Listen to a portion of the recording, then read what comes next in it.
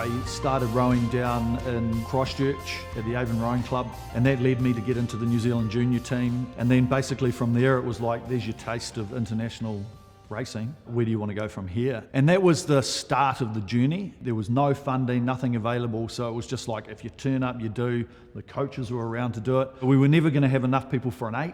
So we always had a 4 going, went to many world championships. So if you want to do well for New Zealand, you've either got to get in a pair or a 4. And then we finally struck it, and it was like the combination of the 4 of us went very well. But then the problem was we had a few issues with injuries, and we just didn't move on. And it was just unfortunate that we were going into the games and we just weren't going very well. We missed out on getting into the final, and the rest history. So you go from 1 at 5th, the next one you're at 7th, and you're like, hang on, I'm meant to be going better. We're not. And that's where you start thinking to yourself, is this worth it? After our disappointment, Hamish came to me and he said, well, Rowing New Zealand want me to do this, but I feel that we could go very well in a pair. But the problem was, at the time, we were in a world champion team, and we're focused on that, making that go forward. Never ever thought about, oh, should we jump ship, leave these other 2 turkeys behind and just go this way? It was like, no, we're focused on this. This was our goal. This is what we were prepared for. So the moment that we got together and we had our first race at Karapiro together in the pair, and we lit it up, and it was fast, you pretty much knew that Rowing New Zealand was like, oh, here we go. We've got one of our medals. This is perfect. We were put under Dick Tonks as the coach, and then basically that's the rest is history.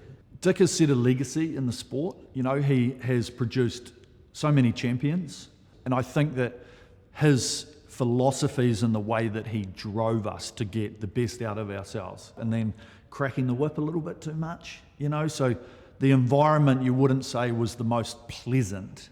But the fact was that when you're under a coach that has a history of all these champions and all these winners, you're like, if I work with Dick, we're probably going to go well. Hamish was a phenomenal athlete. The fact was, you took 2 people who truly believed they were the best, and you put them together, and they're going to work as hard as they need to against each other. So every time we're out on the bikes or every time we're on the rowing machine, it's a competition. I'm looking at him, he's looking at me, and we're pushing each other along. And what that did was just create a divide between, I guess, our speed and our fitness and everybody else in the world, because the 2 of us were just trying to get the absolute best out of both of us. Because you can't just have one person on fire, you both have to be on every day.